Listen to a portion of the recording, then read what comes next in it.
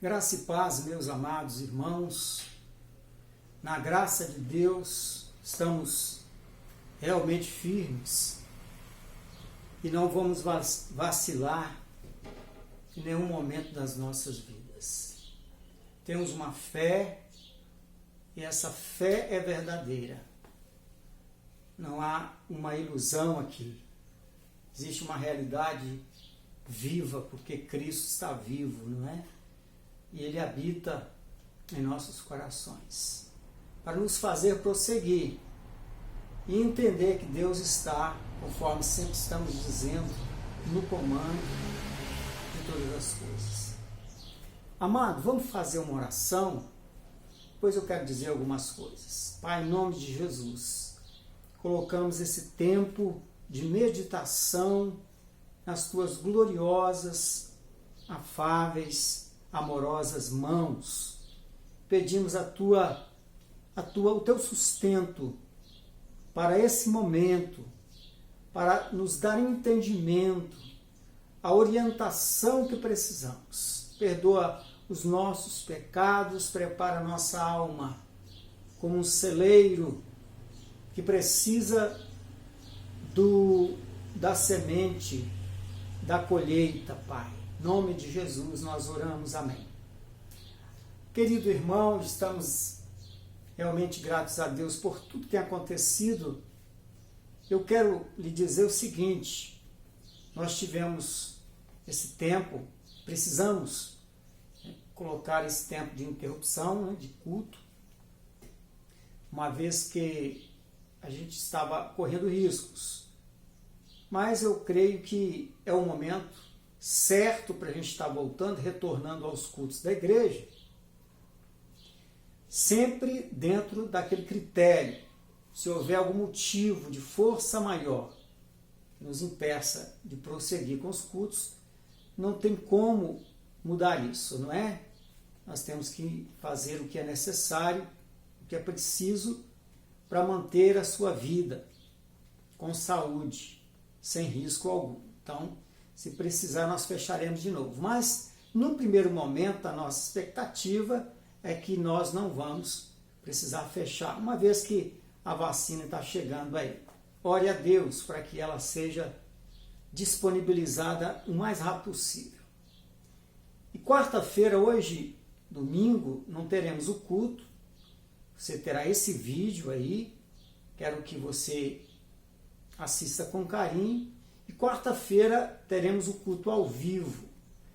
Eu disse aos irmãos que ia trazer uma palavra, porém eu me esqueci de que é a semana do tratamento. Eu não vou poder quarta-feira estar na quarta-feira, mas o pastor Wilson estará no comando do culto. Já deixo aí, se ele estiver acompanhando, pastor Wilson, então assuma na quarta-feira.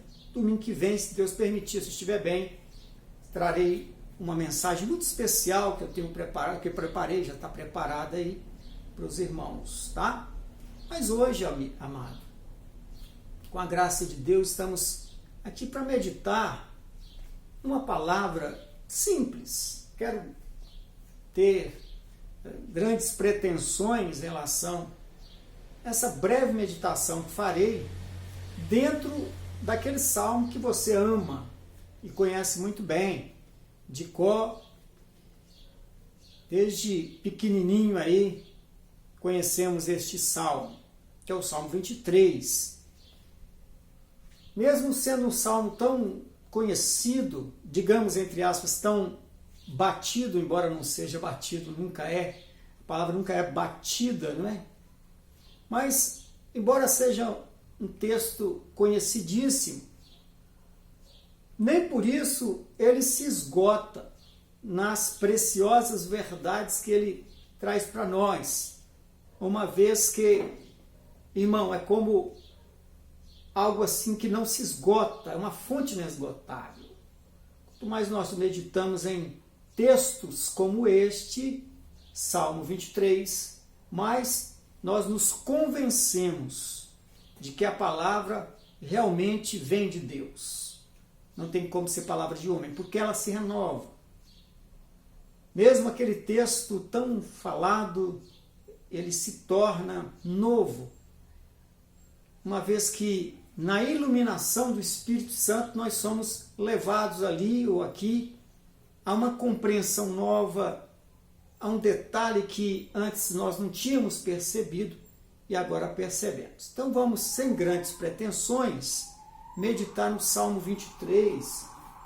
Está aqui, né? A palavra de Deus está sendo aberta nesse momento.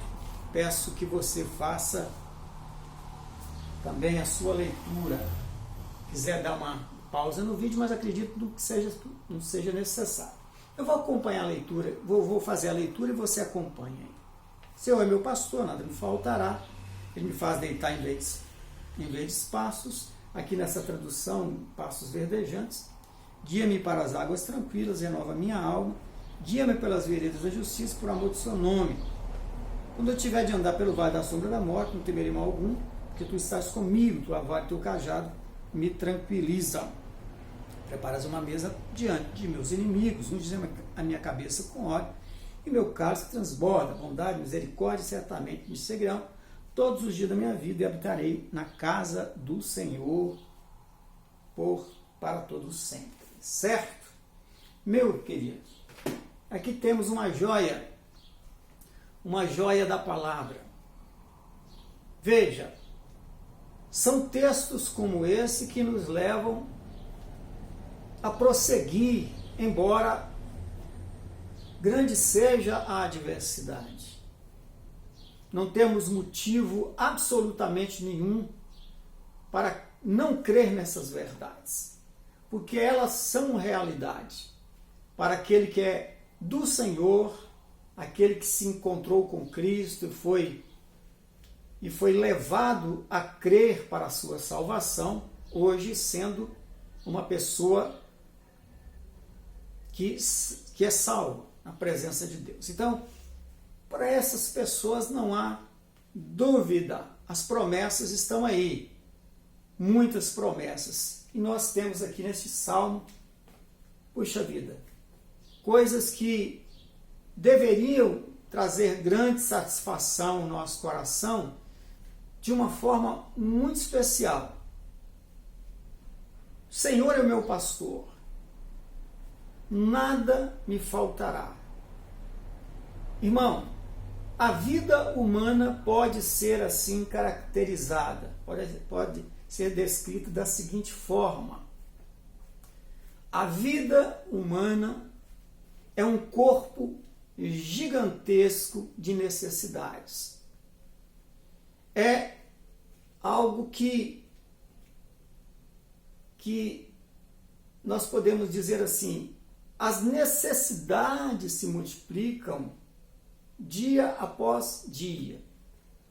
Necessidade de alimento, necessidade do medicamento, necessidade da assistência médica, necessidade da saúde, enfim, essa lista não tem fim. Mas veja, não importa o conjunto das necessidades das quais você necessita. Não importa a grandeza dos problemas e necessidades. A verdade é esta, irmão. É uma verdade. O Senhor é o pastor que cuida. Uma vez que, como pastor tem cuidado, portanto, a conclusão óbvia, clara, inequívoca é a seguinte: nada nos faltará. Veja, se você depende de alguém, seja ele um parente, qualquer outra pessoa, por mais seja generosa, por mais poderosa que ela seja, ela não conseguirá absolutamente satisfazer as necessidades mais profundas, aquelas que clamam mais. Quer dizer, você pode contar aí com pessoas poderosas, que vão ter recursos, que vão te dar coisas e mais coisas. Porém, existe um limite nisso aí. Porque tem necessidades que não podem ser humanamente satisfeitas. E essas necessidades, elas estão no campo espiritual. Então não existe um lugar que eu possa ir, estar a mim ali disponível, algo que vá satisfazer certas áreas da minha vida, porque eu não vou encontrar. Posso entrar nos shopping centers, posso ir às lojas, posso procurar profissionais, mas não vou encontrar. Então, quando se diz nada me faltará, o texto está nos dizendo, nos assegurando que não importa quais sejam essas necessidades, porque esse pastor pode suprir a todas. Então, quando o texto prossegue aí, ele vai anotando coisas que, veja, só Deus pode, só o bom pastor pode satisfazer e satisfazer a contento. Certo? Então vamos aqui. Olha só, uma vez que ele é o nosso pastor e ele está credenciado a satisfazer não somente esta, mas aquela necessidade a qual o homem ou os meios humanos não podem satisfazer, então veja. Ele começa dizendo: ele me faz deitar em pastos verdejantes. A palavra, a expressão deitar, traz aí a ideia de descanso. Descanso. Então nos lembramos daquela palavra de Jesus: vinde a mim todos vós que estáis cansados e oprimidos, e eu vos aliviarei. Então veja, esse deitar em campos verdejantes ou pastos verdejantes equivale a dizer que há uma necessidade que diz respeito ao nosso descanso. Não estou dizendo propriamente o descanso do corpo, mas o descanso da alma. A alma que vive perturbada, a alma que vive angustiada, ansiosa, em estado de desespero. Então esse pasto verdejante aí traz para nós a qualidade deste suprir de Deus, né? Ele vai nos fazer deitar, ou seja, nos levará ao descanso com qualidade total. Pastos verdejantes, pastos que estão na sua fertilidade mais interessante, aquele pasto lindo, que satisfaz as ovelhas, eles vão se abastecer. Existem coisas incríveis na natureza, existem animais que conseguem sobreviver em desertos, mas a vida é muito difícil para eles. Eu me lembro de ter assistido um documentário interessante numa determinada região desértica. Um grupo de pessoas se estabeleceram ali e levaram cavalos. Aí o negócio deles faliu e eles deixaram cavalos lá. E não era um ambiente próprio para os cavalos. E lá eles foram crescendo, procriando e se adaptando ao deserto. E o único lugar que eles podiam achar água tinha uma certa distância. Era a distância para que eles pudessem chegar sem morrer. Então eles não podiam se afastar de lá. Eles não podiam ir para uma distância maior, porque senão morreriam. Então eles se adaptaram naquela região. E dali não podiam sair por causa exatamente da sequidão da região. E só havia água disponível naquele ponto. Então a vida no deserto é difícil para os animais como para os homens. Mas veja, que coisa prazerosa encontrar um pasto verdejante. Que você pode, que está disponível a você uma fartura. Então aqui está dizendo, existe a fartura da alma. Vamos prosseguindo aqui. Ele diz, o texto diz aqui, guia-me para as águas tranquilas. Além do comer o pasto, existe o beber da água. Então, o Senhor satisfaz a nossa alma em todos os níveis. Esta água para se beber é aquela água que satisfaz, aquela água tranquila. Não há ameaça nesta água, não há perigo nesta água. É uma água que atrai. Existem também situações aí na vida animal, né, de algumas espécies de animais que precisam se alimentar, que precisam beber água, mas eles têm um dilema ali, ou bebe água para manter a vida, ou são atacados pelos grandes crocodilos. Eles ficam ali, tem que beber água, né? Mas ao se aproximar tem os crocodilos que podem agarrá-los, né? Então, não são águas tranquilas, são águas tumultuadas, perigosas. Mas essa água tranquila que o texto fala, é aquela que não oferece perigo. É aquela água que realmente tira toda a preocupação, porque ela é tranquila, é serena, é calma. Continuando, aqui o texto dizendo, renova a minha alma. Então, tudo que está sendo dito em relação ao campo verdejante, à água, diz respeito à alma. Não é a questão do corpo. A satisfação do corpo é fácil, porém a alma é um problema à parte. E ali reside todo tipo de necessidades urgentes que o bom pastor precisa suprir. Então, a questão é o tratar da alma. Esse pastor é como se fosse o cuidador da alma. Aquele que é especialista nisso. Então, renova a minha alma. O que ele precisa, o que ele quer fazer é isso. Nos renovar a cada dia. No final de um dia, nos sentimos esgotados, abatidos, desanimados, angustiados. E no momento seguinte, tudo se renova.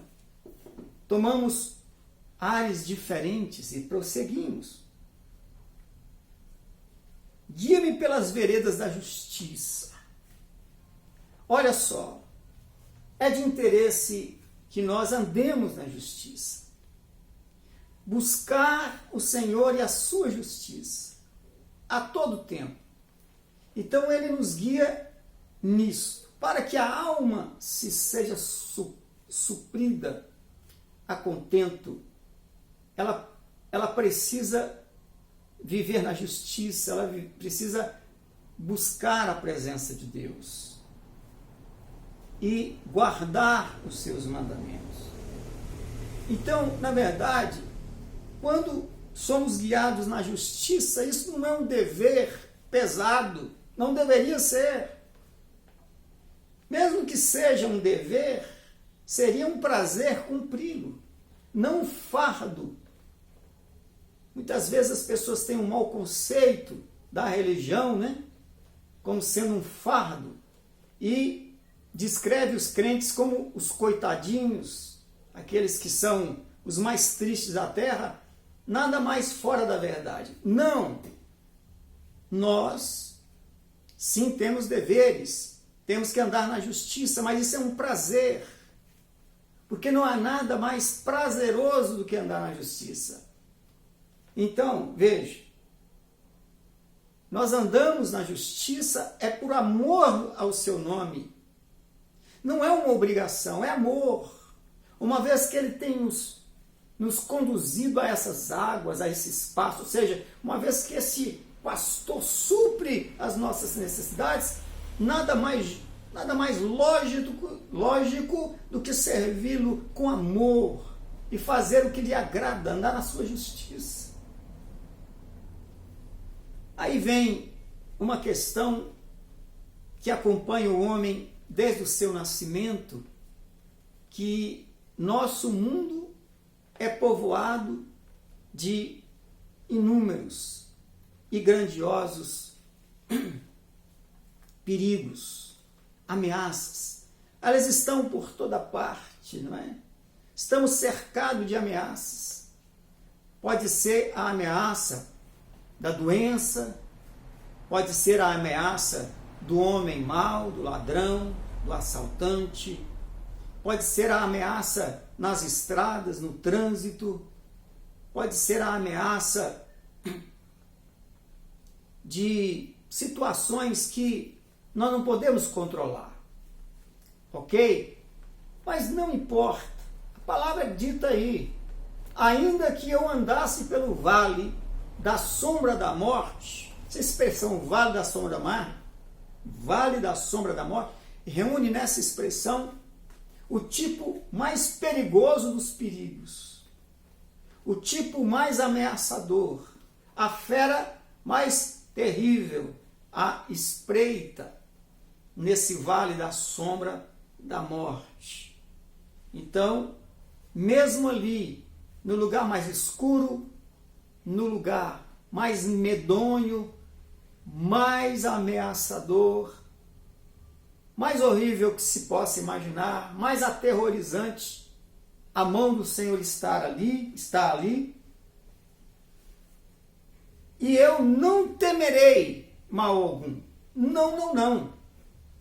Quer dizer, não deveríamos temer. Irmãos, nós vivemos na era do temor, vivemos reféns do medo. Não deveria ser assim. Nós deveríamos nos renovar, a nossa alma precisa ser renovada, de modo a podermos viver, administrar bem os nossos medos e vencê-los sem ansiedade e sem desespero algum.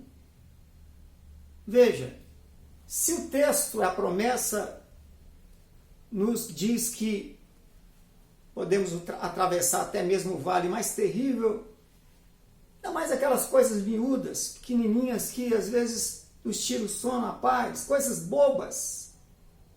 Verdade, crentes preocupados com coisas pequenas, sendo que não deveriam nem mesmo se preocupar com coisas grandiosas, realmente ameaçadoras, né? Não temerei mal algum, porque a promessa é aqui, ó, está aqui, ó, porque tu estás comigo. Este é um Deus presente. Deus conosco, o presente Deus que nos acompanha em cada passo.